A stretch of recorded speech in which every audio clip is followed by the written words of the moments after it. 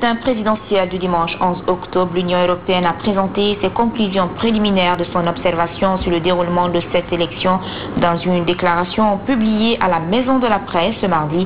L'Union européenne a apprécié le déroulement de ce scrutin et n'a pas manqué tout de même de relever certaines défaillances, mais qui ne peuvent invalider le vote du dimanche.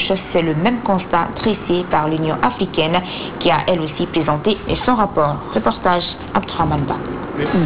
Pour la mission d'observation de l'Union européenne, l'élection présidentielle du 11 octobre en Guinée a été un scrutin exemplaire pour le pays par la sérénité, le calme et surtout la mobilisation qui ont caractérisé ce vote. Tout de même, elle dénombre certaines défaillances qui, explique-t-elle, ne sont pas de nature à invalider ce scrutin. Le scrutin du 11 octobre a été un scrutin exemplaire pour ce pays.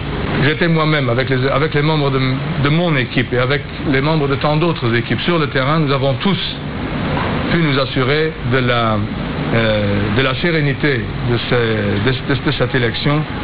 Hélas, que la Commission électorale nationale indépendante, qui nous avait assuré qu'elle était parfaitement préparée au scrutin, avait doté les bureaux de vote de listes d'émargement et partant de listes d'électeurs qui ne comportaient aucun ordre rationnellement appréhensible. Ni alphabétique, ni numérique, c'était le désordre le plus total dans lequel les membres des bureaux de vote ont dû retrouver individuellement les électeurs qui se présentaient avec leur carte d'électeur pour vérifier qu'ils figuraient bien dans leur fichier électoral. C'était lamentable. S'agissant du probable vote d'enfants mineurs qui dénonce les leaders de l'opposition, le chef de mission de l'Union européenne se montre prudent. Les enfants par des mineurs ou par d'autres qui, moyennant procuration, auraient voté à leur place. Notre propre processus de récolte de l'ensemble des informations du terrain est encore en cours. À l'heure actuelle, nous ne pouvons pas le confirmer.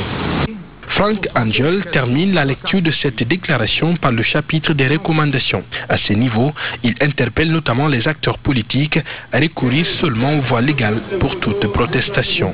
Si contestation il devait y avoir, nous souhaiterions que le calme que nous avons connu pendant toute la journée du scrutin soit prolongé par la saisine de la Cour constitutionnelle compétente en matière électorale et que l'on ne transporte pas les griefs que l'on croit avoir, les contestations dont on peut considérer qu'elles sont légitimes, de ne pas les porter dans la rue, mais devant les juges. Quelques heures avant